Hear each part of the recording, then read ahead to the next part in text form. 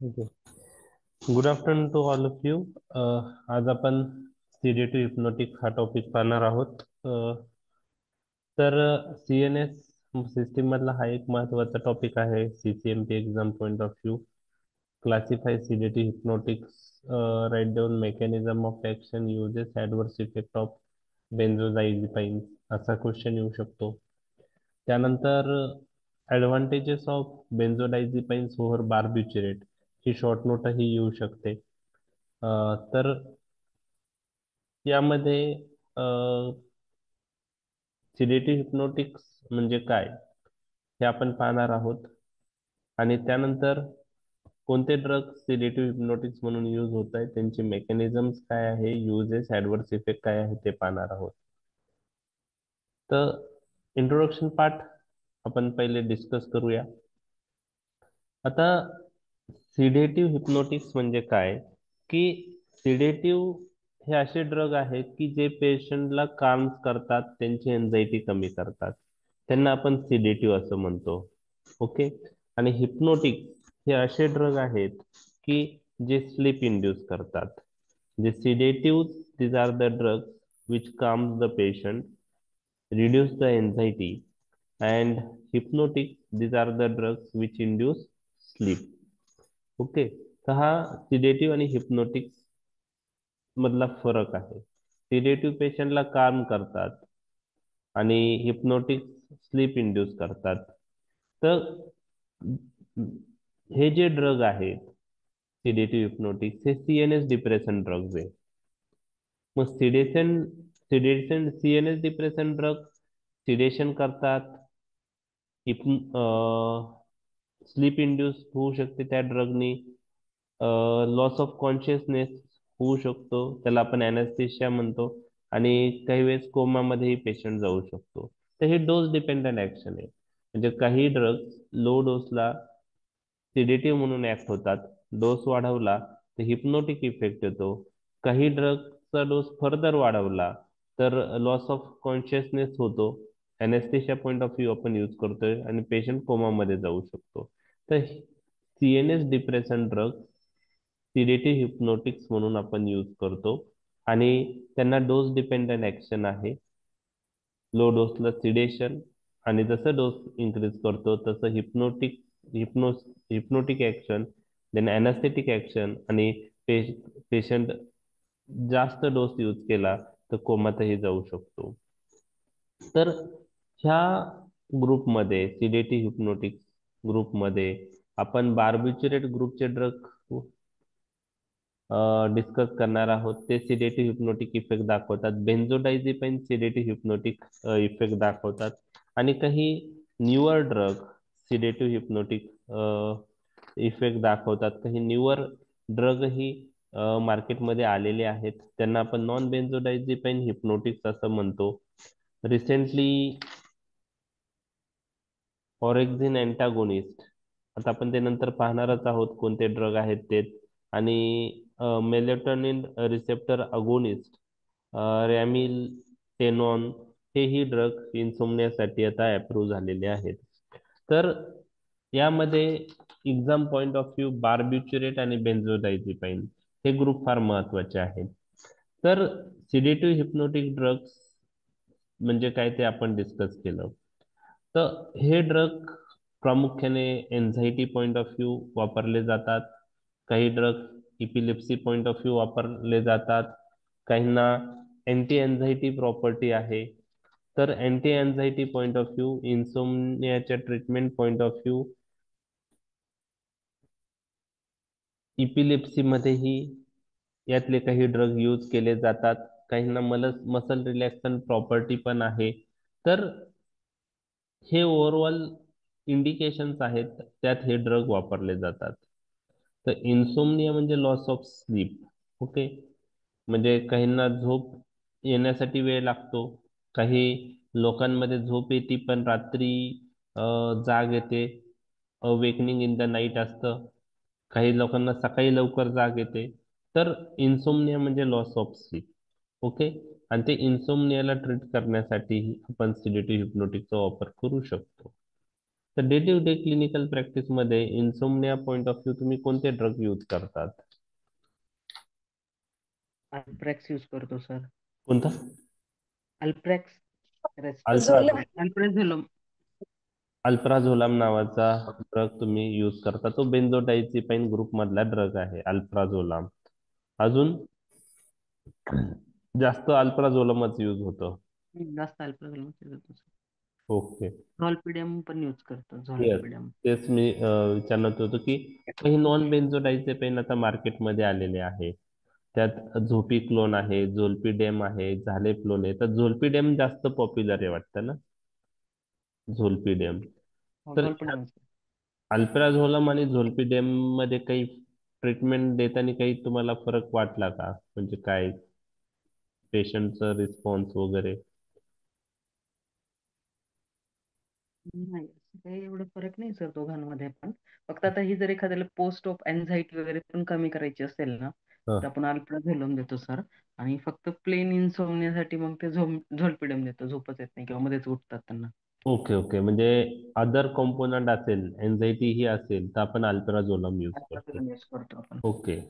त्यांना anti anxiety property पण आहे. हम्म. ठीक आहे. तर जे काही नवीन ड्रग आलेत ते पण आपण आजच्या लेक्चरमध्ये पाहणार आहोत. तर इन्सोमनियाच्या ट्रीटमेंटमध्ये हे आपण यूज करतो हे आपण पाहिलं. जर स्लीपचं आपण ब्रीफमध्ये पॅटर्न पाहिला तर दोन प्रकारचे स्लीप असतात, NREM आणि REM. Non rapid eye movement आणि REM असे दोन स्लीप मधले पॅटर्न आहेत. तर NREM म्हणजे नॉन रॅपिड आय मुवमेंट, ही खूप पीसफुल स्लीप असते, ड्रीमिंग इनफ्रिक्वेंट असतात आणि ड्रीम्स रेअरली असतं. Recall dreams rarely recall on awakening, म्हणजे जरी पडले स्वप्न तरी ते आठवत नाही. ही डीप स्लीप आहे, नॉन रॅपिड आय मुवमेंट. आणि ह्या स्लीपमधून पेशंटला अवेक करणं थोडं अवघड जातं. So less easy to awaken the patient. REM sleep म्हणजे रॅपिड आय मुवमेंट स्लीप, ही पीसफुल नसते. 75% ड्रीमिंग हे REM जो स्लीप आहे त्यामध्ये येते. आणि it resembles that of an awake or alert person. पेशंटला लगेच जाग येते या स्लीपमध्ये, पेशंट जागा होतो. ओके. तर हे दोन प्रकार आहेत. आता त्यामध्ये मी डिटेलमध्ये जाणार नाहीये, आपल्याला ते एक्झाम पॉइंट ऑफ व्ह्यू महत्वाचा नाहीये. सिडेटिव्ह म्हणजे काय, हिप्नोटिक म्हणजे काय, हे मी तुमच्याशी डिस्कस केलेलं आहे. Sedative drugs which reduces excitement and calms the patient without inducing sleep, त्यांना आपण सिडेटिव्ह असं म्हणतो. आणि त्यामध्ये एन्झायटी ही कमी होतं, म्हणून एन्झोलायटिक असंही आपण म्हणू शकतो. त्यातल्या काही ड्रगला एन्झोलायटिक प्रॉपर्टी पण आहे. हिप्नोटिक म्हणजे drugs which induce and or maintain sleep resembling natural sleep. जे ड्रग स्लीप इंड्यूस करताय किंवा स्लीप जी आहे ती मेंटेन करताय, तर त्यांना आपण हिप्नोटिक्स असं म्हणतो. Hypnosis is different. हिप्नोसिस म्हणजे काय की जे संमोहन म्हणतो आपण, ते हिप्नोसिस आहे. Trance like state in which the subject become passive and highly suggestible. तर हिप्नोटिक वेगळं आणि हिप्नोसिस वेगळं. आता सिडेटिव्ह हिप्नोटिक हे CNS डिप्रेशन ड्रग आहेत. हे तुम्हाला आता मी डिस्कस केलेलं आहे. ओके. क्लासिफिकेशन आपण पाहणारच आहोत, त्याच्या आधी हे पोवा. तर क्विकर ऑनसेट, शॉर्टर ड्युरेशन आणि ज्यांचा स्टीप डोस रिस्पॉन्स कर्व आहे, म्हणजे थोडा डोस वाढला तर इफेक्ट वाढतो, they are preferred as hypnotic. While slow acting drugs with flatter dose response curve are employ as sedative. तर क्विकर ऑनसेट, शॉर्टर ड्युरेशन जे ड्रग आहेत, ओके, त्यांना स्टीप डोस रिस्पॉन्स कर्व आहे, असे आपण हिप्नोटिक साठी वापरतो. आणि स्लो ऍक्टिंग जे आहे, ज्यांचा डोस रिस्पॉन्स कर्व फ्लॅट आहे, ते आपण सिडेटिव्ह म्हणून यूज करतो. आता मी तुम्हाला सांगितलेलं आहे की CNS डिप्रेशन ड्रग हे एक डोस डिपेंडंट त्याला ऍक्शन आहे. असं नाही की हा सिडेटिव्ह आहे त्याला हिप्नोटिक ऍक्शन नसेल, असं नाही.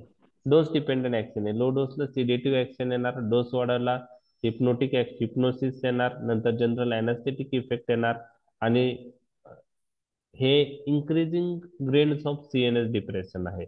जनरल अनेस्थेटिक इफेक्ट म्हणजे पेशंट अनकॉन्शियस होतो, जसं कोमा लाईक स्टेट. ओके. तर कोणकोणते ड्रग आहे त्याच्यात? तर बार्बिच्युरेट आणि बेन्झोडायझेपाईन. तर बार्बिच्युरेट्स मधलं कोणते ड्रग तुम्ही ऐकलेले आहेत?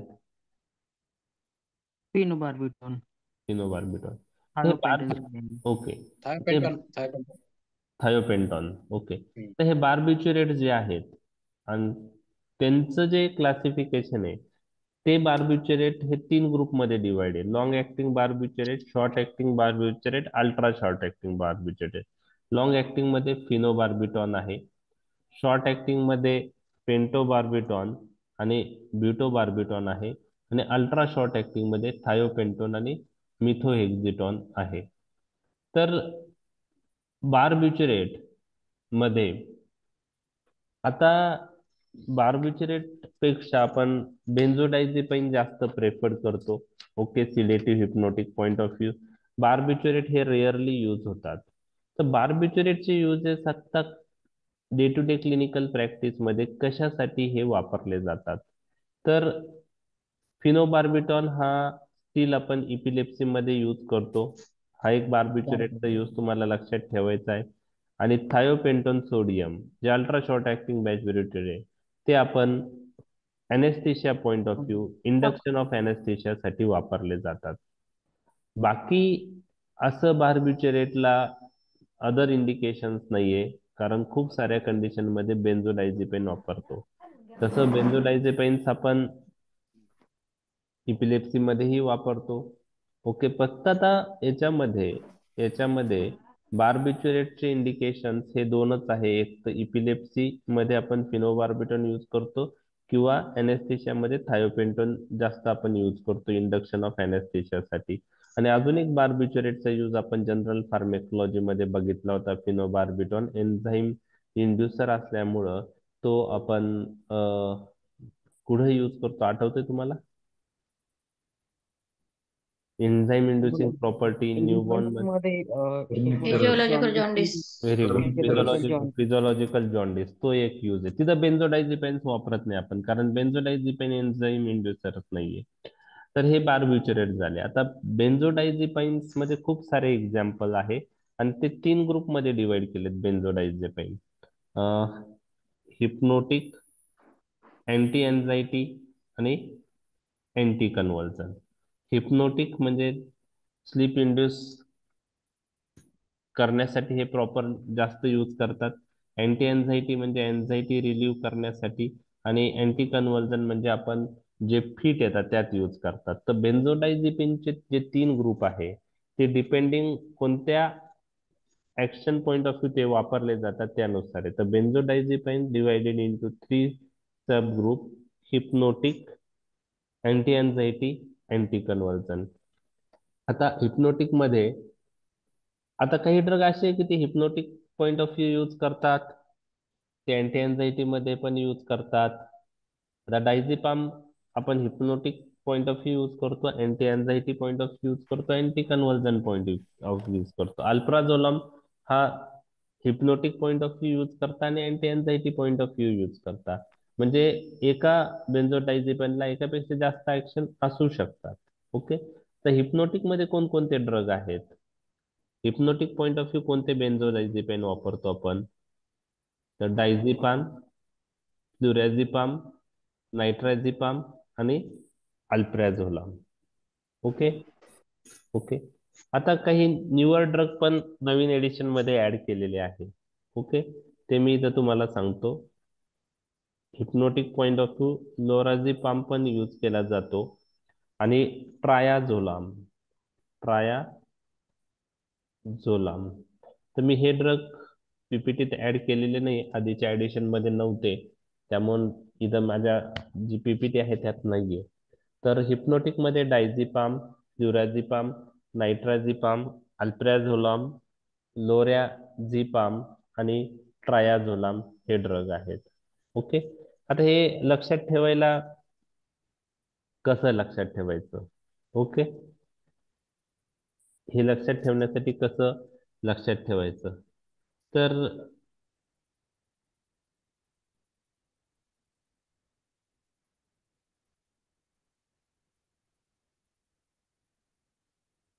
फॅन LTD हे निमोनिक तुम्ही लक्षात ठेवू शकता हिप्नोटिक्स लक्षात ठेवण्यासाठी. फॅन म्हणजे फ्लुराझिपाम, अल्प्राझोलाम, एन म्हणजे नायट्राझिपाम, एल म्हणजे लोरॅझिपाम, रिसेंटली ऍड केला आहे hypnotic point of view, T म्हणजे ट्रायाझोलाम आणि डी म्हणजे डायझिपाम. तर fan L T D fan. Okay, anti anxiety मध्ये तुम्हाला कोला डी हे निमोनिक लक्षात ठेवायचे. Okay, Cola D. तर कोला डी मध्ये सी म्हणजे काय, सी म्हणजे क्लोरोडायझिपॉक्साइड. ओके, अजून एक सी आहे, त्याचं नाव आहे क्लोनाझिपाम. तो अँटी कन्व्हर्जन म्हणून पण यूज होतो आणि त्याला अँटी अँझायटी म्हणून पण तो आता यूज केला जातो. तो क्लोनाझिपाम, क्लोरोडायझिपॉक्साइड, ओ म्हणजे ऑक्सॅझिपाम. ओके, एल म्हणजे लोरॅझिपाम, ए म्हणजे अल्प्राझोलाम आणि डी म्हणजे डायझिपाम. तर हे कोला डी. तर ऍटलिस्ट तुमचे काही नावं जे क्लासिफिकेशन त्रिपाठीत आहे त्याच्याशी मॅच होतील, नाही तर कोणता डायझेपाम कोणत्या ग्रुपमध्ये आहे ते लक्षात ठेवायला थोडं डिफिकल्ट जातं. आणि अँटी कन्व्हर्जंट मध्ये कोणकोणते बेन्झोडायझेपाम आहे, डायझेपाम, लोराझेपाम, क्लोनाझेपाम आणि क्लोबाझाम. ओके. ओके, हे कसे लक्षात ठेवायचे, तर LCD माहिती आहे आपल्याला, त्याच्यावरून ते लक्षात ठेव. LCD, L for lorazepam, C for clonazepam. Okay, आणि क्लोबाझाम आणि डी फॉर डायझिपाम. तर हे डायझेपाम. बेन्झिडायझेपाइनचे 3 ग्रुप आहे. तर मी थोडं क्लासिफिकेशन कसं सिंपल करता येईल ते तुम्हाला करून दिलेलं आहे. शेवटी नाही आठवलं तर तुम्हाला ऍटलिस्ट बेन्झोडायझेपाइन मध्ये नावं लिहिले तसेच तरी चालू शकतात. बरोबर आहे, जसं क्लासिफिकेशन. सर एक विचारायचं होतं, हा, तसं युटिझोलाम नाही का होत म्हणजे या क्लासिफिकेशन मध्ये कुठे? कोणतं कोणतं? एक सोलोपोज, इटिझोलाम एक टॅबलेट येते सोलोपोज म्हणून सध्या वापरतो आम्ही. इटिझोलाम ना? हा, इटिझोलाम अँटी डिप्रेसंट आहे. अँटी डिप्रेशन नाही मध्ये जातं का ते? नाही, इटिझोलाम पण आपण याच्यात यूज करतो बरं का, म्हणजे इन्सोमनियासाठी यूज करतो. ओके. इन्सोमनियासाठीच यूज हो, होतो. हो. आणि त्याला इथिलोप्रॉम बरोबर. हा इन्सोमनियाला यूज करतो आणि एन्झायटीसाठी यूज करतो. इटिझोलाम हा हा, त्याच्यातच येईल ते. तो पण याच्यातच येईल. तो बेन्झोडायझेपाइन अॅनालॉग्स आहे, मे बी न्यूअर, पण न्यूअर न्यूअर ड्रग मध्ये त्यांनी मेन्शन केला आहे, परंतु तो म्हणजे काय म्हणता येईल की त्याला एन्झिओलायटिक प्रॉपर्टी आहे, म्हणजे बेन्झोडायझेपाइन सारखंच आहे, एन्झिओलायटिक प्रॉपर्टी आहे त्याला. कमी सिग्नेशन आहे त्याचं, चांगलं यूज. ओके, सिडेशन कमी आहे, म्हणजे सकाळी बऱ्याच दिवसापासून यूज होतो तो इटिझोलाम. इटिझोलाम. तर त्याला बेन्झोडायझेपाइन सारख्याच प्रॉपर्टी आहे, म्हणजे सिडेटिव्ह हिप्नोटिक ऍक्शन तर आहे, प्लस ऍडिशनल एन्झिओलायटिक ऍक्शन आहे, अँटी कन्व्हर्जंट ऍक्शन आहे, मसल रिलॅक्संट ऍक्शन आहे. ओके. तर आता हा बेन्झोडायझेपाइन अॅनालॉग्स आहे. तो आता या क्लासिफिकेशन मध्ये नाहीये, परंतु तो मेन्शन नंतर त्रिपाठीत केला आहे. मग तो बेन्झोडायझेपाइन अॅनालॉग्स आहे, तर त्या ग्रुपमध्ये मेन्शन का नाही केला बेन्झोडायझेपाइनच्या क्लासिफिकेशन मध्ये ते नाही सांगू शकत. ठीक आहे, तर आपण ऍड करू शकतो इटिझोलाम, कारण बाकी जे त्रिपाठीचं क्लासिफिकेशन आहे नॉन बेन्झोडायझेपाइन्स मध्ये तिथे झेड कंपाऊंडच येतात, म्हणजे इटिझोलाम हा याच्यातच आला पाहिजे, बेन्झोडायझेपाईन मध्ये, कारण बेन्झोडायझेपाईनचा अनालॉग्स आहे. आणि तो हिप्नोटिक्स मध्ये ऍड करू शकता तुम्ही, आणि कशात ऍड करू शकतात, अँटी एन्झायटी मध्ये पण ऍड करू शकतात. ओके, इन्सोमनियाला 1 ते 2 मिलीग्राम आपण यूज करतो, आणि एन्झायटीला 0.5 to 1. ठीक आहे. इटिझोलम तुम्ही ऍड करू शकता. तर खूप सारे ड्रग आहेत. आता न्यूअर ड्रग मध्ये पण अम, मी फक्त नॉन बेन्झोडायझेपाईन हिप्नोटिक्स इथं मेन्शन केलेत. त्यांना आपण झेड कंपाऊंड्स असे म्हणतो, कारण सगळ्यांचं स्पेलिंग कशावरून चालू आहे, झेड वरून. हे नॉन बेन्झोडायझेपाईन हिप्नोटिक्स आहेत. त्यात झोपिक्लोन, झोलिपिडेम आणि झालेप्लोन आहे. त्यात पॉप्युलर कोणता आहे, झोलपीडेम आहे असं तुम्ही म्हणले, झोलपीडेम जास्त हो पॉप्युलर आहे. हो. तर हे जे न्यूअर नॉन बेन्झोडायझेपाईन हिप्नोटिक्स आहेत ना, ते इन्सोमनिया साठी आपण यूज करतो. त्यांना हिप्नोटिक ऍक्शन आहे, पण अदर ऍक्शन बेन्झोडायझेपाईनच्या त्यांना नाहीये. म्हणजे anxiety point of view, anxiolytic action नाहीये. मग एन्झायटी मध्ये आपण झेड कंपाऊंड यूज करणार का? नाही. नाही. म्हणजे फक्त इन्सोमनिया हेच इंडिकेशन आहे नॉन बेन्झोडायझेपाईन हिप्नोटिकचं, जे झेड कंपाऊंड आहेत त्यांचं. ठीक आहे, इन्सोमनियासाठी त्यांना एन्झिओलायटिक ऍक्शन नाही, त्यांना मसल रिलॅक्संट ऍक्शन नाही, त्यांना अँटी कन्व्हर्जंट ऍक्शन नाही. त्यामुळे ते इपिलेप्सी मध्ये यूज होत नाही. ओके, झेड कंपाऊंड फक्त इन्सोमनिया, एन्झिओलायटिक म्हणून यूज होत नाही. ओके, फक्त इन्सोमनिया. तर हे एक न्यूअर नॉन बेन्झोडायझेपाईन हिप्नोटिक्स मी तुमच्याशी डिस्कस केलेत. आणि काही अजून ड्रग आहेत, ते तुमच्याशी मी डिस्कस करतो.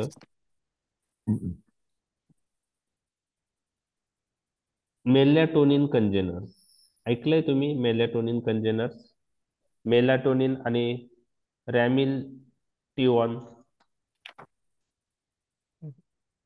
रॅमिटेक टॅबलेट. मॅलाटोनिन माहिती आहे, दुसरं नाही माहित.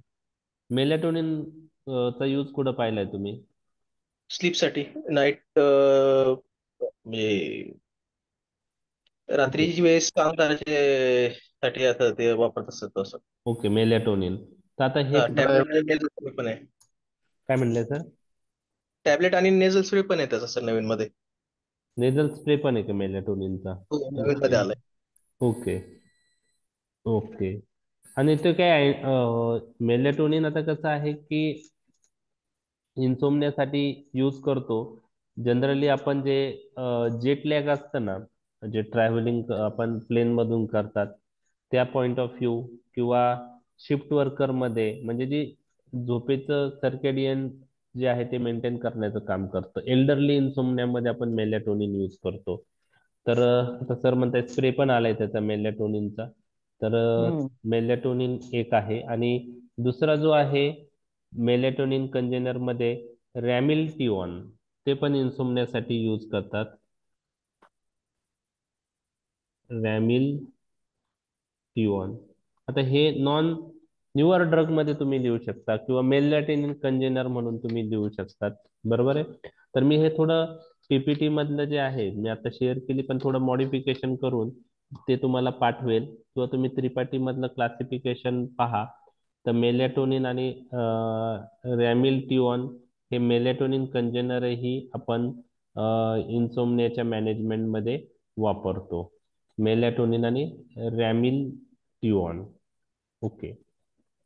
आता अजून एक ग्रुप जो रिसेंटली ऍड झालाय सिडेटिव्ह हिप्नोटिक पॉइंट ऑफ व्ह्यू, ते मी तुमच्याशी डिस्कस करतोय.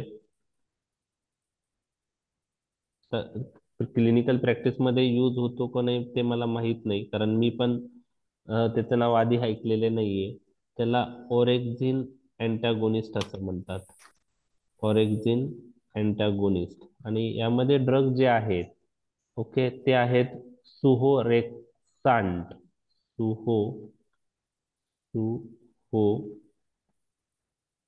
रेक्सांट. ओके, सुहोरेक्सांट एक ड्रग आहे. आणि दुसरा जो ड्रग आहे तो आहे लेम्बो रेक्सांट. ते दोघांचं स्पेलिंग रेक्सांटनी एंड होतो. लेम्बो रेक्सांट आणि सुहो रेक्सांट हे ऑरेक्झिन अँटागोनिस्ट आहे, आणि ते पण इन्सोमनियासाठी यूज करतात. Okay, orexin antagonist. Okay. Orexin antagonist, suvorexant आणि लेम्बोरेक्सांट. याविषयी काही आहे का क्लिनिकल प्रॅक्टिस मध्ये, काही याचा यूज आहे का? नाही. नाही पाहिलंय सर, नाही. नाही सर, आम्ही नाही ऐकलं हे कधीच. हा, चालेल. क्लासिफिकेशन मध्ये तुम्हाला ऍड करायला आहे, म्हणजे बार्बिट्युरेट एक ग्रुप झाला. ओके. त्यानंतर बेन्झोडायझेपिन एक ग्रुप झाला. त्यानंतर नॉन बेन्झोडायझेपाईन्स मध्ये झेड कंपाऊंड्स आले, हा तिसरा ग्रुप झाला. त्यानंतर मेलॅटोनिन कंजेनर मध्ये दोन आलेत, मेलॅटोनिन आणि रॅमिथिओन. आणि रिसेंटली ऑरेक्झिन अँटागोनिस्ट, सुहोरेक्सांट आणि लेम्बोरेक्सांट ही आता अप्रूव्ह झालेले आहेत. झेड कंपाऊंड मध्ये नॉन बेन्झोडायझेपाईन्स मध्ये झोपिक्लोन आहे, झोल्पिडेम आहे आणि झालेप्लोन आहे. आता झोपिक्लोनचा इनॅन्शिओमर इस झोपिक्लोन हाही अप्रूव्ह झालेला आहे, तर तो पण तुम्ही ऍड करू शकता. इनॅन्शिओमर फॉर्म ऑफ झोपिक्लोन इस झोपिक्लोन. आता कसं आहे, जसं ॲटिनोलोलचा इनॅन्शिओमर पण आहे पहा, तसा झोपिक्लोनचा पण आहे. त्यामुळे डोस कमी लागतो आणि साईड इफेक्ट पण त्याचे कमी असतात. ओके. म्हणजे जो मेन ड्रग आहे त्याच्यापेक्षा, म्हणजे झोपिक्लोन पेक्षा याचा डोस कमी असेल. ओके. झोपिक्लोन पेक्षा याचा डोस कमी असेल. ओके. तर हे सर्व सिडेटिव्ह हिप्नोटिकच्या क्लासिफिकेशन मध्ये येतील. आता आपण ते ड्रग कसे ऍक्ट होतात ते पाहणार आहोत. बार्बिट्युरेट पहिले आपण डिस्कस करणार आहोत. तर CNS depression point of view काही गोष्टी मी पहिले तुमच्याशी डिस्कस करतोय. गाबा नावाचा न्यूरोट्रान्समीटर तुम्हाला माहित आहे ना? GABA is excitatory neurotransmitter or inhibitory neurotransmitter. Inhibitory हा, न्यूरोट्रान्समीटर. तर एक लक्षात घ्या, GABA acts on GABA A receptor as well as GABA B receptor. तर गाबा ए रिसेप्टर हे आयनोट्रॉपिक रिसेप्टर आहे आणि गाबा बी रिसेप्टर हा जी प्रोटीन कपल रिसेप्टर आहे. ओके. तर गाबा ए रिसेप्टर हे कोणता आहे? Inotropic receptor. आयनोट्रॉपिक रिसेप्टर म्हणजे काय? विचार नको, लेक्चर चालू आहे. आयनोट्रॉपिक रिसेप्टर म्हणजे काय? ज्या रिसेप्टर मध्ये आयन चॅनल असतात. जसं आपण आयनोट्रॉपिक रिसेप्टरचं एक्झाम्पल निकोटिनिक रिसेप्टर आहे, बरोबर? तर गाबा ए रिसेप्टर हे आयनोट्रॉपिक रिसेप्टरचं एक्झाम्पल आहे, लिगॅन गेटेड आयन चॅनलचं एक्झाम्पल आहे. आणि गाबा बी रिसेप्टर हे जी प्रोटीन कपल रिसेप्टरचं एक्झाम्पल आहे. तर ही सीएनएस डिप्रेसंट ऍक्शन जी आहे गाबाची, ही गाबा ए रिसेप्टर थ्रू घडून येते. तर हे रिसेप्टर काय आहे थोडक्यात मी डिस्कस करणार आहे, डिटेलमध्ये आपण जाणार नाही. तर समजा ही एखादी सेल आहे, तर हे सेल मेम्ब्रेनवर हा रिसेप्टर असतो, गाबा रिसेप्टर. आणि गाबा ए रिसेप्टर हे आयनोट्रॉपिक रिसेप्टर आहे, म्हणजे ह्या रिसेप्टर मध्ये काय आहे? Ion channel. हा रिसेप्टर ऍक्टिव्हेट झाला गाबाने, GABA binds with GABA A receptor and activate this receptor, तर हे आयन चॅनल ओपन होतं. And this ion channel is selective for chloride ion. कशासाठी आहे? Chloride ion. निकोटिनिक रिसेप्टर मध्ये जे आयन चॅनल होतं ते कोणत्या आयनसाठी सिलेक्टिव्ह होतं? सोडियमसाठी. सोडियमसाठी. तर गाबा ए रिसेप्टर मध्ये जे आयन चॅनल आहे ते क्लोराईडसाठी सिलेक्टिव्ह आहे. म्हणजेच समजा गाबा हा इनहिबिटरी न्यूरोट्रान्समीटर आहे. म्हणजे गाबा काय करतो? आपल्या शरीरात ब्रेनमध्ये रिलीज झाल्यावर सीएनएसचं काय करेल? तो डिप्रेशन करेल, डिप्रेशन ऍक्शन करेल. मग गाबा हा इनहिबिटरी न्यूरोट्रान्समीटर कसा ऍक्ट होतो? गाबा हा न्यूरोट्रान्समीटर गाबा ए रिसेप्टरवर ऍक्ट होतो आणि हे क्लोराईड चॅनल ओपन करतात. आणि क्लोराईड चॅनल ओपन झाल्यामुळं आपल्याला माहिती आहे सेलच्या बाहेर NaCl जास्त असतं, त्यामुळं क्लोराईड चॅनल ओपन झाल्यावर क्लोराईड बाहेरून कशात जाईल? सेलमध्ये, मध्ये जाईल. ब्रेनच्या. आणि क्लोराईड आत क्लोराईड हा निगेटिव्ह आयन आहे. मग क्लोराईड जर सेलमध्ये वाढलं तर हायपर पोलरायझेशन होऊन हायपरपोलरायझेशन. CNS डिप्रेशन होईल. लक्षात आलं? लक्षात आलं? म्हणजे हे नॉर्मली आपल्या शरीरामध्ये गाबा CNS डिप्रेशन इफेक्ट कसा करतो, तर गाबा ए रिसेप्टरवर ऍक्ट होतो आणि क्लोराईड चॅनल ओपन होतात आणि क्लोराईड आयन आत येतात. निगेटिव्ह आयन आत आल्यामुळं ब्रेनच्या सेलमध्ये तिथं हायपरपोलरायझेशन होतं आणि CNS डिप्रेशन ऍक्शन सेलवर होते. म्हणजे हे नॉर्मली आपल्या शरीरात जे न्यूरोट्रान्समीटर रिलीज होतं गाबा, ते CNS डिप्रेशन इफेक्ट कसं करतं हे आपण पाहिलेलं आहे. लक्षात आलं तुमच्या? ओके. आता हे ड्रग कसे ऍक्ट होतात ते आपण पाहणार आहे. हे ड्रग कसे ऍक्ट होतात हे आपण पाहणार आहे. तर बार्बिचुरेट कसे ऍक्ट होतात, तर बार्बिचुरेटला गाबा फॅसिलिटरी ऍक्शन आहे प्लस हाय डोसला गाबा मायमेटिक ऍक्शन आहे.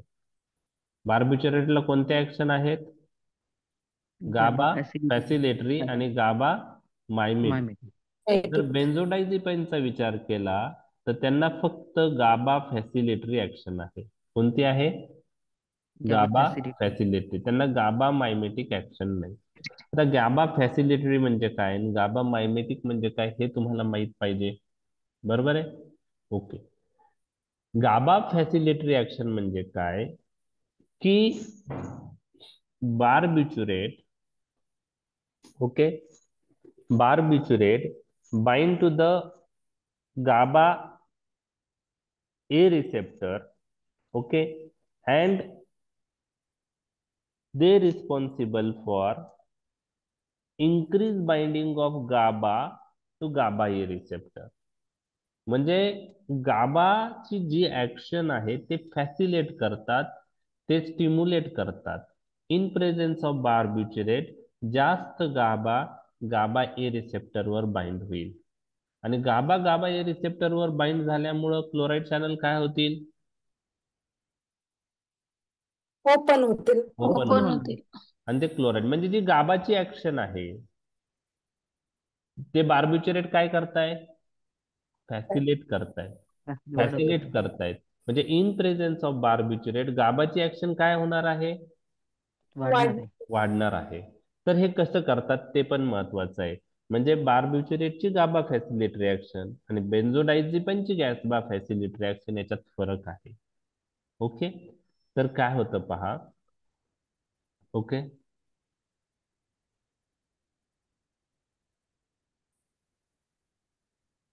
तर हे जे चॅनल आहे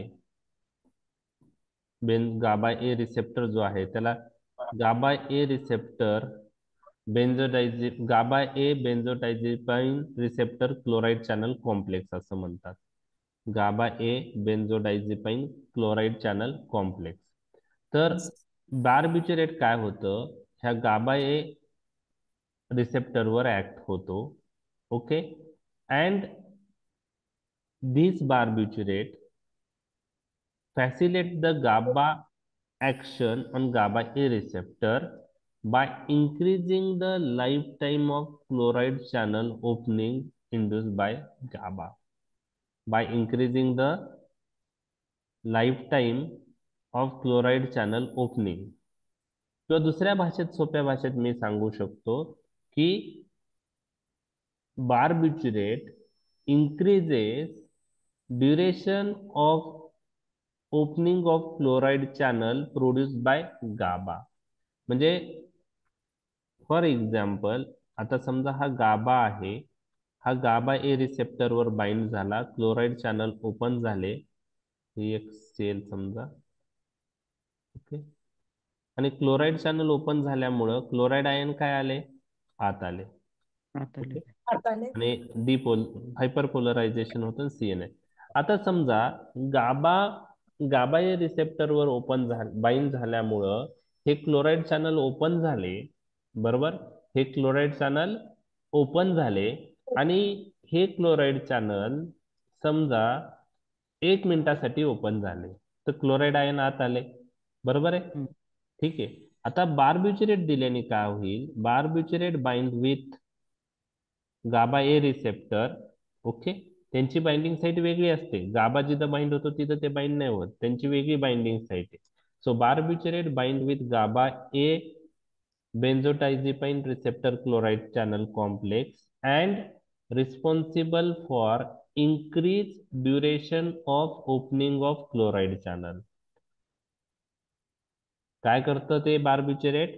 barbiturate responsible for increase duration of opening of chloride channel produced by GABA. गाबाने जो क्लोराइड चॅनल ओपन केलेला आहे तो नॉर्मली किती मिनिटासाठी ओपन राहत होता? 1 मिनिटासाठी. 1 एक मिनिटासाठी. मिनिटासाठी. तर बार्बिचुरेट दिल्याने हा क्लोराइड चॅनलचं जे ड्युरेशन ऑफ ओपनिंग आहे ते वाढतं, 1च्या ऐवजी 2 मिनिटं ओपन राहतो. मग 2 मिनिटं ओपन राहिल्यामुळे क्लोराइड चॅनल मधून क्लोराइड आयन जास्त येतील का कमी येतील आत? जास्त येतील. जास्त जास्त आहे ना. आणि त्यामुळे हायपरपोलरायझेशन जास्त होईल आणि सीएनएस डिप्रेशन ऍक्शन येईल. म्हणजे बार्बिचुरेट काय करतात? Duration of opening of chloride channel काय करतात? वाढवतात. वाढवतात. लक्षात आलं तुमच्या हे की गाबा Yes. फॅसिलिटरी ऍक्शन आहे बार्बिचुरेटची. आता बेन्झोडायझेपिनला पण गाबा फॅसिलिटरी ऍक्शन आहे. बेन्झोडायझेपिन काय करतात? बरोबर आहे, ते आपण पाहणार आहे. Benzodiazepine duration of opening of chloride channel ion वाढवत नाही. क्लोराइड आयन चॅनल बेन्झोडायझेपाईन दिल्यावर GABA mediated chloride channel open होतील, ते 1 मिनिटासाठीच ओपन होतील. पण बेन्झोडायझेपाईन काय करतात? Benzodiazepine responsible for increase frequency of opening of chloride channel. Increase frequency of opening of chloride channel. बरोबर आहे. समजा बार्बिचुरेट बेन्झोडायझेपिनचा विचार केला तर आपण पाहिलं क्लोराइड चॅनल ओपन किती मिनिटासाठी होतं? 1 मिनिटासाठी. समजा अर्ध्या तासामध्ये गाबा हे क्लोराइड चॅनल ओपन करतं, गाबा ए रिसेप्टरवर ऍक्ट होऊन, आणि अर्ध्या तासात समजा 10 वेळा क्लोराइड चॅनल ओपन होत असेल, बरोबर? किती वेळा? 10 वेळा. किती मिनिटासाठी? 1 मिनिटासाठी. 1 मिनिटासाठी. तर बेन्झोडायझेपाईन दिल्यावर बेन्झोडायझेपाईन गाबा फॅसिलिटरी इफेक्ट करतो. Okay, 1 minute.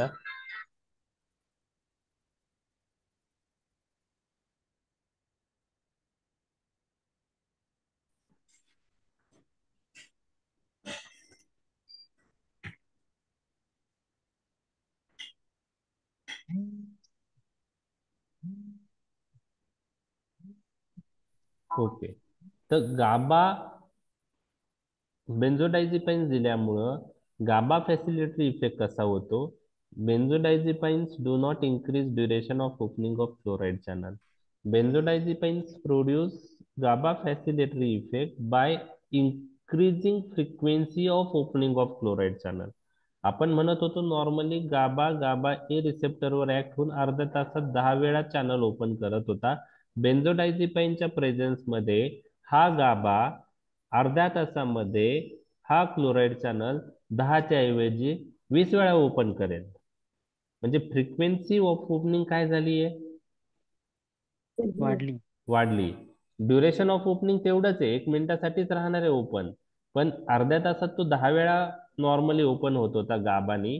पण बेन्झोडायझेपाईन्स दिल्यामुळं in presence of benzodiazepines GABA mediated opening of frequency of opening of chloride channel काय होईल? वाढेल. तर benzodiazepines responsible for increased frequency of opening of chloride channel. Barbiturate responsible for increased duration of opening of chloride channel. हा difference लक्षात आला तुमच्या? Yes. Okay, yes sir. 1 minute. आता हे काहीतरी विंडो येते.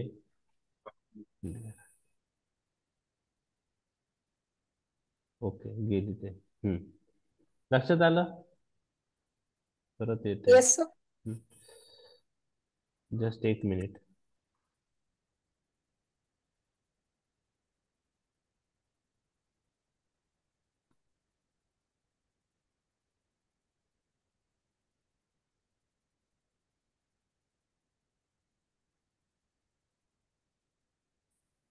हम्म.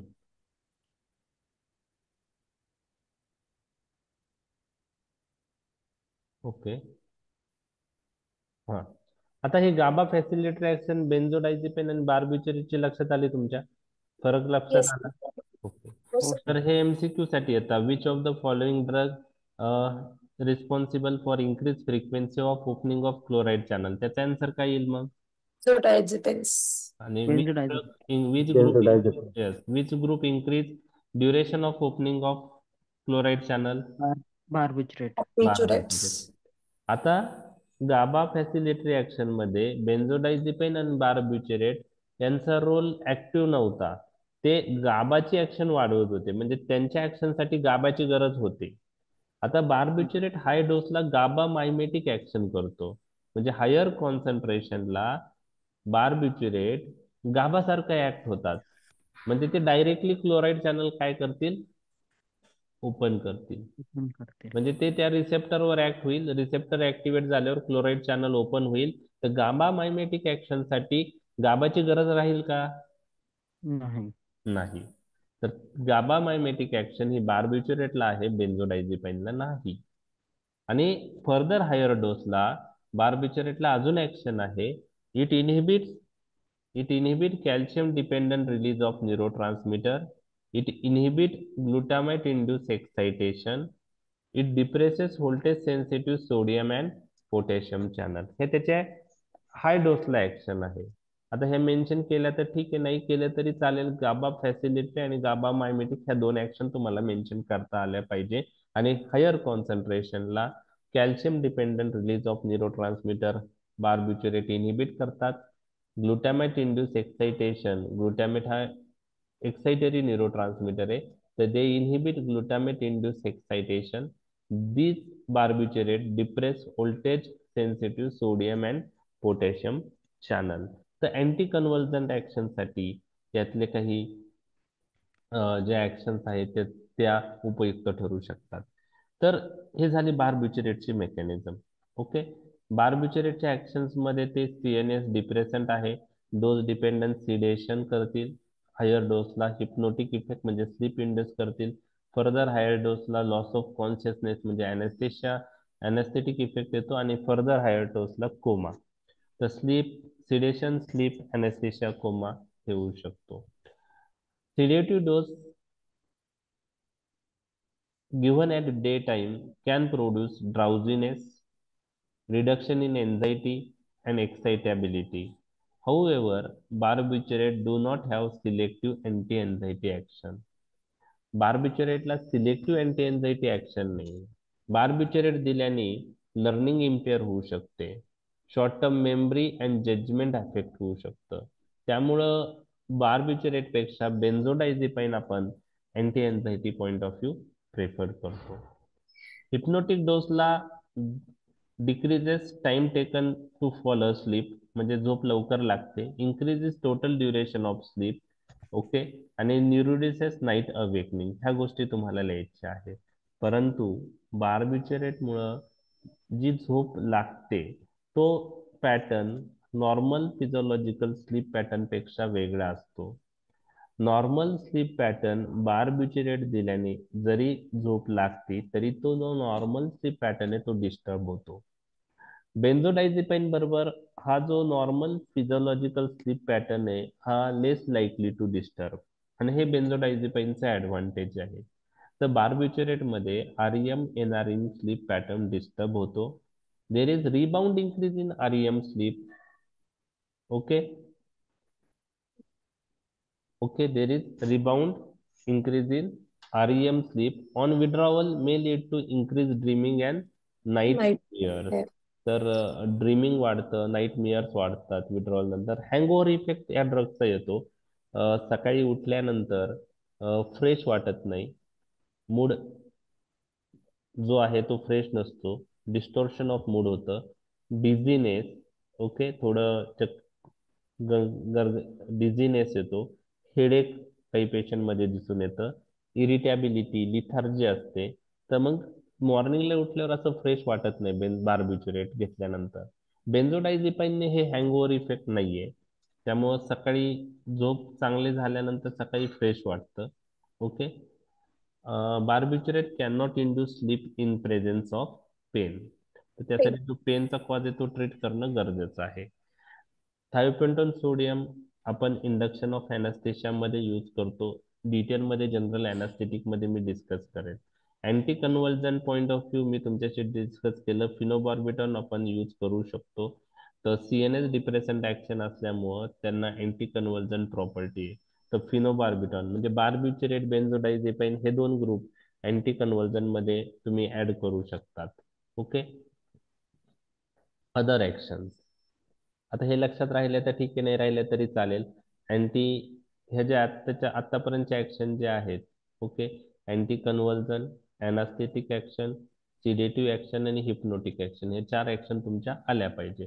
त्यानंतर other action, barbiturate decrease blood pressure, decrease cardiac contractility, heart rate, there is reflex tachycardia due to fall in BP, muscle tone, bowel motility, urine output also reduce. Toxic dose can cause respiratory failure and cardiovascular collapse. Pharmacokinetics. Barbiturate well absorbed from the GIT tract, widely distributed in the body.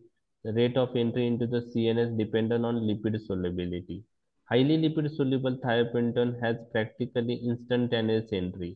त्यामुळेच तो induction of साठी आपण barbiturate जो use करतो, thiopentone sodium. Okay. Less lipid soluble ones take longer period. Okay. तर pentobarbitone slowly enter होईल,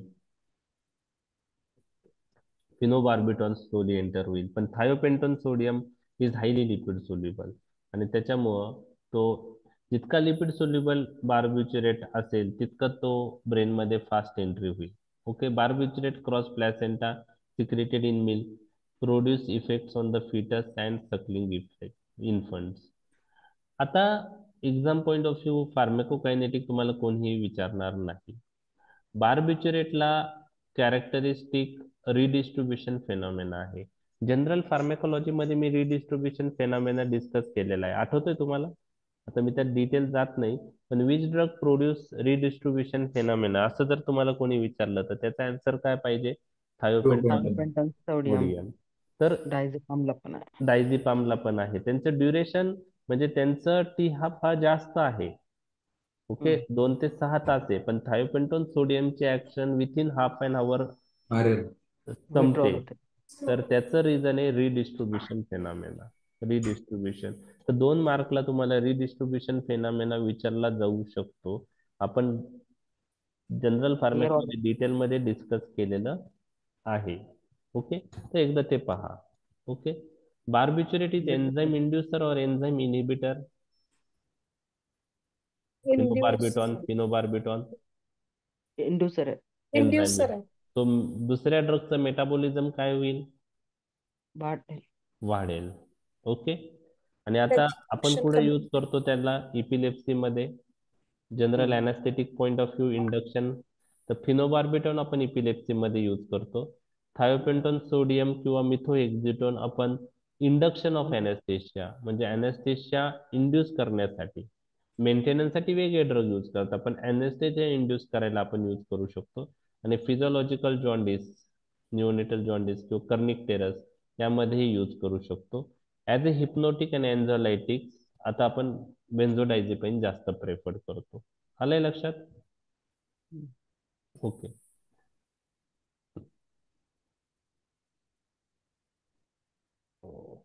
okay. आता next, barbiturate जेव्हा आपण इन्सोमनियामध्ये यूज करतो तर हँगओव्हर कॉमन आहे, मेंटल कन्फ्युजन होऊ शकतं, इम्पेअर्ड परफॉर्मन्स होऊ शकतो, ट्रॅफिक ॲक्सिडेंटची रिस्क आहे. आपण पेशंटला जर बार्बिच्युरेट किंवा बेन्झोडायझेपाईन आणि सिडेटिव्ह दिलं तर ते ॲडवाइस करणं गरजेचं आहे की ड्राईव्ह अवॉइड केलेलं बेटर. ओके. जर डे टाईममध्ये इम्पेअरमेंट ऑफ परफॉर्मन्स जर होत असेल तर tolerance and dependence develop with this addiction and dependence also occur. तर जे सिडेटिव्ह हिप्नोटिक ड्रग आहे त्यांना डिपेंडन्सही प्रोड्यूस होतं. तर बार्बिच्युरेट ओव्हरडोस झाला तर तो कसा ट्रीटमेंट करायचा, अॅक्यूट बार्बिच्युरेट पॉइझनिंग. तर याच्यासाठी फार महत्वाचा पॉईंट मी तुमच्याशी डिस्कस करतोय, अँटीडोट अवेलेबल नाहीये. बेन्झोडायझेपाइनचा ओव्हरडोस झाला तर त्याच्यासाठी अँटीडोट अवेलेबल आहे. दुसरं असं आहे की बार्बिच्युरेटचा थेरप्युटिक इंडेक्स नॅरो आहे. तो स्लीप डोस रिस्पॉन्स करू दाखवतो. म्हणजे थोडा जरी प्लाझ्मा कॉन्सन्ट्रेशन वाढलं तर त्याची ऍक्शन खूप जास्त वाढते. Slight increase in the dose responsible for severe CNS depression leading to coma. त्यामुळं बेन्झोडायझेपाइनचा विचार करता बार्बिच्युरेट हा लेस सेफर ड्रग आहे. बेन्झोडायझेपाइनच्या याच्या विरुद्ध बघितलं तर थेरप्युटिक इंडेक्स व्हेरी हाय आहे. म्हणजे 10 ते 15 टॅबलेट जरी घेतल्या तरी पण पेशंट कव्हर होऊन जातो म्हणजे ट्रीटमेंट नंतर. ते एक इम्पॉर्टंट पॉईंट तुमच्याशी मला डिस्कस करायचा होता. तर याला अँटीडोट नाहीये. मग आपल्याला सिम्पटमॅटिक ट्रीटमेंट देणं गरजेचं आहे बार्बिच्युरेट पॉइझनिंग मध्ये. मग आपण गॅस्ट्रिक लवाज करू शकतो विथ ऍक्टिव्हेटेड चार्कोल. ओके, तर gastric lavage we have to do. त्यानंतर ब्लड प्रेशर, रेस्पिरेशन जे आहे ती सपोर्टिव्ह ट्रीटमेंट देणं गरजेचं आहे. Alkaline diuresis, barbiturate acidic drug आहे. So by making urine alkaline we can increase the excretion of barbiturate. मग आपण कोणता ड्रग त्याच्यासाठी यूज केला पाहिजे अल्कलाइन डायुरेसिस साठी? सोडा बायकार. सोडियम सोडा बायकार्ब. आणि आपण हिमोडायलिसिस करू शकतो, परंतु याला अँटीडोट अवेलेबल नाही. हे तुम्हाला लक्षात ठेवायचं आहे. बेन्झोडायझेपाइनसाठी अँटीडोट अवेलेबल आहे. त्या अँटीडोटचं नाव आहे बेन्झोडायझेपाइनचा. तर बेन्झोडायझेपाइनचा जो अँटीडोट आहे सुमाझिनिन. ओके, नंतर आपण पाहणार आहे. तर बार्बिच्युरेट साठी अँटीडोट नाहीये, बेन्झोडायझेपाइन साठी अँटीडोट अवेलेबल आहे. आता महत्वाचा 2 मार्कचा question, what are the advantages of benzodiazepine over barbiturate. आणि त्याच्यामुळे sedative hypnotic point of view आपण आता काय यूज करतोय? बेन्झोडायझेपाइन. तर पहिली गोष्ट, याचा थेरॅप्युटिक इंडेक्स काय आहे बेन्झोडायझेपाइनचा? हाय. हाय. म्हणजे इव्हन आपण लार्ज डोस जरी यूज केला तरी पण सेफ आहे. ओके, त्यानंतर जे नॉर्मल स्लीप आर्किटेक्चर आहे ती जास्त डिस्टर्ब बार्बिच्युरेटने होतं, बेन्झोडायझेपाइन्सनी ते डिस्टर्ब होत नाही. Less distortion of sleep architecture. Okay, hangover is less common with benzodiazepines as compared to barbiturate. So more refreshing sleep is seen with benzodiazepine. आता बार्बिच्युरेट जर दिले तर रेस्पिरेटरी डिप्रेशन होत होतं, म्हणजे हाय डोसला रेस्पिरेटरी डिप्रेशन होत होतं. इथं म्हणजे हिप्नोटिक डोसेसला बार्बिच्युरेट यूज केले तर रेस्पिरेटरी डिप्रेशन होत होतं, कार्डिओव्हॅस्क्युलर फंक्शन अफेक्ट होत होतं, आपण पाहिलं हायपोटेन्शन होत होतं. ओके, तसं बेन्झोडायझेपाइनचा जर विचार केला तर hypnotic doses do not affect respiration and cardiovascular function. Okay, next, do not alter disposition of other drug. याचा अर्थ असा आहे की बार्बिच्युरेट मध्ये फिनोबार्बिटल आपण पाहिलं एन्झाईम इंड्युसर्स आहेत काही. So metabolism of other drug काय होतं? वाढतं. मग त्याचं इलिमिनेशन काय होईल? वाढेल. म्हणजे बार्बिच्युरेट एन्झाईम इंड्युसर्स आहेत, बरोबर आहे. बार्बिच्युरेट काय आहे? एन्झाईम इंड्युसर्स आहेत. त्यामुळे अदर ड्रगचं मेटाबॉलिझम वाढून त्याचं डिस्पोजिशन काय होईल? वाढेल. त्याचं इलिमिनेशन वाढेल अदर ड्रगचं. Benzodiazepines do not induce microsomal enzyme. So other ड्रगचं मेटाबॉलिझम बेन्झोडायझेपाइन वाढवतील का? नाही. नाही. म्हणजे अदर ड्रगचं इलिमिनेशन हॅम्पर होईल का? नाही. थोडक्यात काय सांगू शकतो दुसऱ्या भाषेत, chances of drug interactions are less with benzodiazepine as compared to barbiturate. ते पण तुम्ही मेन्शन करू शकता त्या भाषेत, फक्त लँग्वेज थोडी चेंज झाली. ओके. आता यांच्या बरोबर बार्बिच्युरेट बरोबर टॉलरन्स डेव्हलप होतो, तिथं डिपेंडन्स डेव्हलप होतो, तिकडं अब्यूज लायबिलिटीचे चान्सेस पण आहेत. बेन्झोडायझेपाईन बरोबर पण ते आहेत. बेन्झोडायझेपाईन जे घेता पेशंट त्यांना त्याची सवय लागू शकते, डिपेंडन्स येऊ शकतो. ते नाही घेतले तर झोपच येत नाही. ठीक आहे. तर अं, तर बेन्झोडायझेपाईन्स बरोबर पण टॉलरन्स डिपेंडन्स डेव्हलप होऊ शकतो, पण तो लेस मार्क असतो बार्बिच्युरेट पेक्षा. हे तुम्हाला लक्षात ठेवायचं आहे. टॉलरन्स डिपेंडन्स बेन्झोडायझेपाईन्स बरोबर पण दिसतो, but it is less marked as compare to barbiturate. Abuse लायबिलिटीचे chances as compare to barbiturate benzodiazepine बरोबर कमी आहे. आणि स्पेसिफिक अँटागोनिस्ट ओव्हरडोसमध्ये तुम्हाला लक्षात ठेवायचं आहे, फ्लुमाझेनिल हा बेन्झोडायझेपाईनच्या पॉयझनिंगसाठी आपण यूज करू शकतो.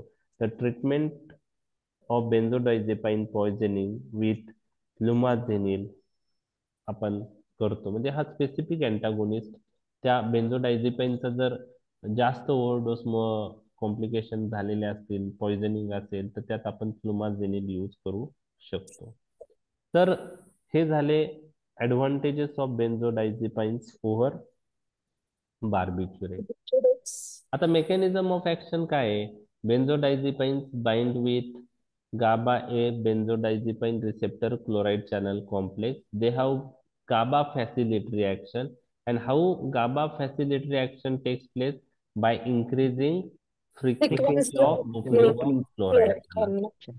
They do not have GABA mimetic action. लक्षात आलं? ओनली गाबा फॅसिलिटरी ऍक्शन आहे. लक्षात आलं? म्हणजे ते गाबाची ऍक्शन गाबा ए रिसेप्टरवर काय करतात? पोटेन्शिएट करतात. ओके, ठीक आहे. तर बाकी आता ज्या गोष्टी आहेत फार्मेकोलॉजिकल ऍक्शन त्या थोडक्यात बघूया, मग त्याचे युजेस बघूया. They are not general CNS depressant, exert relatively selective, म्हणजे ते ओव्हरऑल CNS डिप्रेशन नाहीये. त्यांना selective anxiolytic, hypnotic, muscle relaxant आणि अँटी कन्व्हल्संट ऍक्शन आहे. तर 4 यूज इथं तुमचे तयार झाले. पहा, बेन्झोडायझेपाईनचे यूज विचारले. अँटी एन्झायटी म्हणून यूज करू शकतो. पुढे यूज करायचं ते तुम्ही मेन्शन करा. हिप्नोटिक इन्सोमनियामध्ये यूज करू शकतो. ऍज ए मसल रिलॅक्सन म्हणून आपण यूज करू शकतो. बरोबर आहे. आणि ऍज ए अँटी कन्व्हल्जन म्हणून ते यूज करू शकतो. ठीक आहे. Sedative hypnotic, in smaller doses they relieve anxiety, in larger dose they induce sleep, decrease time taken to fall asleep, म्हणजे झोप लवकर लागते, increase total duration of sleep and decrease night awakening. हे सगळे सेडेटिव्ह हिप्नोटिकच्या प्रॉपर्टी आहेत. मसल रिलॅक्सन मध्ये डायझेपाम आणि क्लोनाझेपाम आपण यूज करतो जास्त करून, प्रामुख्याने. Anti convulsion point of view पण डायझेपाम क्लोनाझेपाम आपण यूज करतो. ओके. आपण पाहिले benzodiazepines are relatively safe drug. Side effect dizziness, vertigo, ataxia, disorientation, amnesia, loss of memory, prolongation of reaction time, म्हणजे impairment of psychomotor skill, so should not drive. हे तर तुम्हाला माहिती आहे. CNS डिप्रेशन इफेक्ट आल्यामुळे डिझीनेस होणार आहे, एमनेसिया होऊ शकतो. त्यानंतर रिॲक्शन टाइम जो आहे तो स्लो होऊ शकतो. त्याचप्रमाणे काही पेशंटमध्ये स्लीप वॉकिंग होऊ शकते, स्लीप. ओके. त्यानंतर sleep behaviour, others abnormal sleep behavior with no memory of this event have been recognized as a possible hazard. Hangover less common आहे. त्यानंतर काही पेशंटमध्ये weakness, blurring of vision, dryness of mouth, urinary incontinence च्या पण complaint आहेत. पण exact cause काय आहे बुवा ब्लरिंग ऑफ विजनचा ते क्लिअर नाही. ओके. तर हे झालं बेन्झोडायझेपाईन विषयी. तर ऍडव्हर्स इफेक्ट मध्ये CNS depression point of view तुम्हाला लिहायचे, डिझीनेस, इम्पेअरमेंट ऑफ सायकोमोटर स्किल म्हणू शकतो, किंवा रिॲक्शन टाइम्स स्लो होतो. त्यानंतर ॲमनेझिया, ओके, ते पण सांगू शकतात. ओके, स्लीप ॲपनिया ॲग्रिवेट होऊ शकतो. टॉलरन्स आणि डिपेंडन्स ह्या गोष्टीही बेन्झोडायझेपाईन्स बरोबर दिसत आहे. टॉलरन्स डेव्हलप झालं तर आपल्याला डोस काय लागेल? जास्त लागेल. जास्त लागेल. जास्त लागेल. आणि डिपेंडन्स डेव्हलप झाला तर स्टॉप केल्यावर कोणता सिम्पटम Withdrawal. Withdrawal symptom. तर तुम्हाला जे पण सीएनएस डिप्रेशन ड्रग आहे ना, त्यात tolerance and dependence point of आता मॉर्फिन आहे. मॉर्फिन मध्ये पण टॉलरन्स डेव्हलप होतो, मॉर्फिन मध्ये डिपेंडन्स डेव्हलप होतं. तसंच सीडीटी हिप्नोटिक्स मध्ये पण साईड इफेक्ट मध्ये टॉलरन्स अँड डिपेंडन्स तुम्ही मेन्शन करू शकतात. ओके, युजेस ॲज ए हिप्नोटिक बेन्झोडायझेपिन आपण कुठं यूज करतो? इन्सोमनिया. मग इन्सोमनियाचे ट्रीटमेंट देताना त्याचा कॉज काय आहे ते पण पाहिलं पाहिजे. तो कॉज पण ट्रीट करणं गरजेचं आहे. म्हणजे आता एखाद्याला टूथ एकमुळे होत असेल तर त्या टूथ एकची ट्रीटमेंट देणं ही गरजेचं आहे. त्यानंतर as a anxiolytic for day time sedation point as a anxiolytic पण आपण यूज करतो एन्झायटी कमी होण्यासाठी. As a anti convulsion point of view आपण स्टॅटस इपिलेप्टिकस मध्ये आय व्ही यूज करतो, फेब्राईल कन्व्हर्जन मध्ये यूज करतो, तर डायझेपाम किंवा लोराझेपाम आपण यूज करतो. त्यानंतर central acting muscle relaxant point of view आपण डायझेपाम आता प्रेफर करतोय. मिडाझोलाम आपण as a pre anaesthetic medication point of view, analgesic effect point of view आपण यूज करू शकतो. ऐकलंय मिडाझोलाम? ॲज ए अँजिओलायटिक म्हणून पण यूज होतो का ते? कन्व्हर्जन्स मध्ये युज करतो सर आपण. कन्व्हर्जन अजून कशासाठी यूज करता मिडाझोलाम? कन्व्हर्जन हा, म्हणजे प्री अॅनास्थेटिक मेडिकेशन करतो ना सर. डीएनसी करतो. मध्ये वगैरे पण वापरतो सर मेडाझोलाम मध्ये. यूज करता. हो. ओके, आणि ज्या शॉर्ट प्रोसिजर आहे जसं before ECT, electrical cardioversion of arrhythmia, cardiac catheterisation, endoscopy in obstetric आणि एनी अदर मायनर प्रोसिजर मध्ये आपण डायझेपाम आयव्ही यूज करतो. ओके, अल्कोहोल विड्रॉवल साठी ही डिपेंडंट सब्जेक्ट मध्ये बेन्झोडायझेपाइन ट्राय करतात काही जण. Okay, along with analgesics, NSAIDs, spasmolytics, anti-ulcer and as a adjuvant to treat gas or non-specific dyspeptic symptoms. तर हा जो यूज आहे बेन्झोडायझेपाइनचा, त्याचं एक्झॅक्ट रिझन काय यूज करता ते क्लिअर नाहीये. Along with analgesics, NSAIDs, spasmolytics. तर अलॉंग विथ एनाल्जेसिक्स, एनसेट्स म्हणजे त्यांना मसल रिलॅक्सन प्रॉपर्टी असल्यामुळे यूज करतात का काय ते आहे. पण along with anti ulcer drug ते काय यूज करतात त्याविषयी काही क्लिअर त्याचा रोल मेन्शन केलेला नाही बुकमध्ये. ओके, डिस्पेप्सिया मध्ये पण यूज होतो का बेन्झोडायझेपाइनचा? करता का तुम्ही? नाही ना. Gas or non If the dyspepsia is secondary to is anxiety or depression like okay, thing, त्यासाठी. Okay, then only you can give alprazolam like thing. Okay, if dyspepsia और अल्सर, येस, अल्सर साठी पण तेच सारखं वगैरे असेल ते prescribe because करतात ना ओके काही means patient. Stress induce ulcer असतील स्ट्रेस मुळे, तर ते स्ट्रेस कमी करण्यासाठी एन्झायटी जी आहे ती कमी करण्यासाठी आपण बेन्झोडायझेपाइन्स यूज करू शकतो. ओके, तर हे काही युजेस आहेत बेन्झोडायझेपाइनचे. म्हणजे इन्सोमनिया सोडून hypnotic point of view insomnia तर आहे, पण anxiolytic, anti convulsant, muscle relaxant point of view, pre anaesthetic medication point of view काही शॉर्ट प्रोसिजर्स आहेत त्याच्यामध्ये आपण यूज करतो. ओके, तर ओके, तर आता ह्या ज्या शॉर्ट प्रोसिजर मध्ये काय यूज करता बरं? तर ते पेशंटला काम केलं जातं, बरोबर आहे, ठीक आहे. त्यांना ॲम्नेझिया इंड्यूस होतो, म्हणजे जे ड्युरिंग प्रोसिजर जी मेमरी आहे त्यांची ड्युरिंग प्रोसिजरची ती लक्षात त्यांना येत राहत नाही. आणि मसल रिलॅक्सन प्रॉपर्टी आहे आणि हे रिलेटिव्हली सेफ ड्रग आहेत. मग त्यामुळं पेशंटला काम करणं, त्यांची एन्झायटी कमी करणं, ॲम्नेसिक इफेक्टमुळं आणि काही प्रमाणात ॲनाल्जेसिक इफेक्ट पण येतो आणि मसल रिलॅक्सन. त्यामुळं ECT, electrical cardioversion of arrhythmia, cardiac catheterisation, endoscopy आणि काही ऑब्स्ट्रक्टिव्ह प्रोसिजरमध्ये डायझेपम IV यूज केला जातो.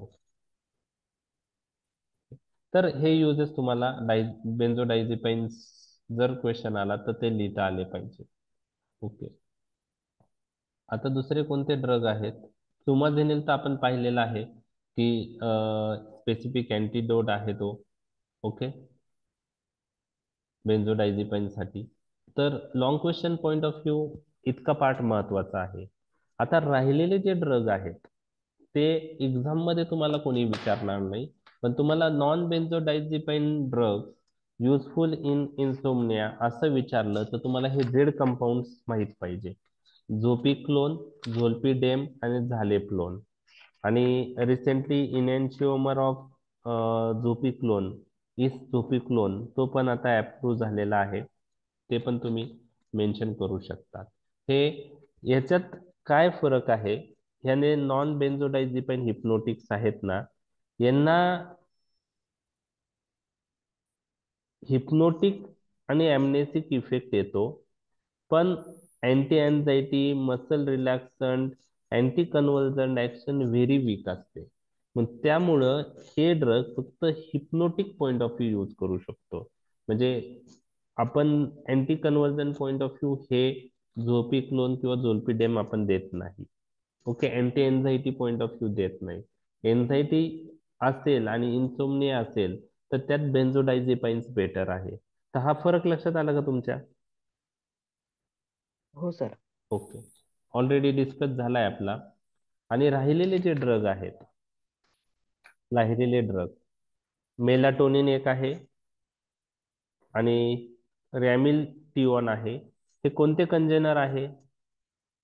मेलाटोनिन कंजेनर. कोणते आहेत? मेलाटोनिन. मेलाटोनिन. ओके, तर नॉड. मेलाटोनिन कंजेनर जे आहेत ते पण आता आपण इन्सोमनियाच्या मॅनेजमेंटसाठी वापरतो. ओके, तर मेलॅटोनिन जर आपण फ्लाईट स्टार्ट होण्यापूर्वी जर घेतलं तर जेट लॅग सिंड्रोम ऐकलाय तुम्ही? Jet lag symptoms. विमानात प्रवास केल्यानंतर 1-2 दिवस हा जेट लॅग सिम्पटम्स येतात. त्यात मी आता डिटेल जात नाही, कारण day night cycle, circadian rhythm सर्वच गोष्टी चेंज होतात. ट्रॅव्हलिंग मध्ये एका ठिकाणावरून तुम्ही दुसऱ्या कंट्रीमध्ये गेलात तर सगळ्या गोष्टी चेंज होतात. सर्केडियन रिदम चेंज होते. तर हे जेट लॅग सिम्पटम्स जर मेलॅटोनिन फ्लाईट मध्ये जाण्याआधी आपण घेतलं तर हे जेट लॅग सिम्पटम्स ते कमी करतात. ओके, आणि ते सिडेशन करतील ना? मग काय सिडेशन करेल ना पण ते आपल्याला? नाही, सिडेशन करेल, पण आता कसं आहे, सिडेशन तर करणारच ते. आता त्याला सिडेटिव्ह किती इफेक्ट आहे ते आपल्याला पाहायला पाहिजे. बरोबर आहे, सिडेशन करेलच ते. म्हणजे सिडेटिव्ह इफेक्ट असणारच आहे त्याला, पण किती म्हणजे ठीक आहे. त्यांनी इन स्लीप इंड्यूस होते, बरोबर आहे, स्लीप इंड्यूस होते. पण आता कसं आहे की ड्युरिंग ट्रॅव्हलिंग त्यामध्ये आपला काही ऍक्टिव्ह रोल नसणार आहे. याच्यामध्ये ट्रॅव्हलिंग मध्ये आपल्याला जाऊन फक्त बसायचं आहे विमानात. तर त्यामध्ये मे बी ते यूज करत असतील. बाकी आपण स्वतः ऍक्टिव्ह ड्रायव्हिंग म्हणजे ड्रायव्हिंग स्वतः करणार असेल तर मग आपण ते नाही यूज केले पाहिजे सिडेटिव्ह हिप्नोटिक्स. तर जेट लॅग सिंड्रोम असं बुक्स मध्ये मेन्शन केलेलं आहे. Day to day clinical practice मध्ये किती त्याचा यूज होतो ते माहित नाही. तर मेलॅटोनिन एक पिनियल ग्लॅन्ड मधून रिलीज होणारा हा हार्मोन आहे आणि हा नाईटला रिलीज होतो. आणि ओके, ओके, आणि त्याच्यामुळे ती जी स्लीप पॅटर्न किंवा स्लीप इंड्यूस होते.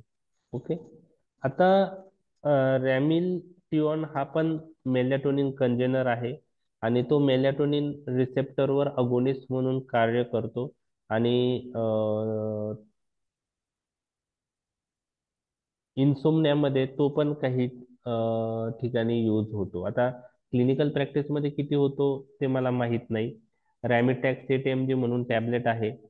ओके, तर ते एक न्यूअर ड्रग आहे. तर आपण कोणकोणते न्यूअर ड्रग पाहिलेत? हे नॉन बेन्झोडायझेपाईन्स तर मी तुमच्याशी डिस्कस केलेलेच आहेत. तर मेलॅटोनिन कंजेनर जे आहेत ते पण कोणी एक्झाम मध्ये विचारणार नाही तुम्हाला. ओके, तुम्हाला फक्त नावं माहित पाहिजे. आणि लास्ट कोणता सांगितलं होतं मी ते? ऑरेक्झिन अँटागोनिस्ट. ऑरेक्झिन अँटागॉनिस्ट. म्हणजे हे कोणते रिसेप्टर ब्लॉक करणारे ड्रग आहे? ऑरेक्झिन रिसेप्टर, बरोबर. ऑरेक्झिन अँटागोनिस्ट. ते ऑरेक्झिन काय आहे? ओके, तो ऑरेक्झिन हा एक न्यूरोपेप्टाइड आहे आणि आपल्या लॅटरल हायपोथॅलॅमस मध्ये तो असतो आणि तो वेकफुलनेस प्रमोट करतो. काय प्रमोट करतो? वेकफुलनेस. तर ऑरेक्झिन हा न्यूरोपेप्टाइड ऑरेक्झिन रिसेप्टरवर ऍक्ट होतो. तर ऑरेक्झिन रिसेप्टरचे दोन प्रकार आहे, ऑरेक्झिन रिसेप्टर 1 आणि ऑरेक्झिन रिसेप्टर 2. यावर ऍक्ट होऊन ऑरेक्झिन काय करतो? वेकफुलनेस. मग जर ऑरेक्झिन रिसेप्टर ब्लॉक झाले तर स्लीप काय होईल? इंड्यूस होईल.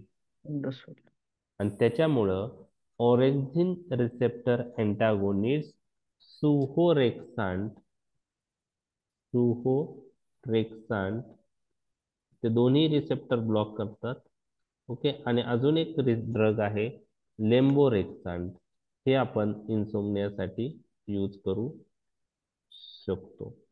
तर तुम्ही सर्च करा हे ड्रग. आता काय सिनेरिओ, करंट स्टॅटस काय आहे, पुढे कोणत्या कंडिशन मध्ये यूज करतात आपल्याला ते कळेल. ओके, तर झेड कंपाऊंड तुम्ही ऑलरेडी यूज करताय. आता ह्या सुहोरेक्सांट आणि लेम्बोरेक्सांट विषयी थोडं सर्च करा आणि ग्रुपवर टाका. तर आपण सिडेटिव्ह हिप्नोटिक ड्रग डिस्कस केलेले आहेत. तर थोडक्यात काय की त्यांची क्लासिफिकेशन तुम्हाला करायचं आहे.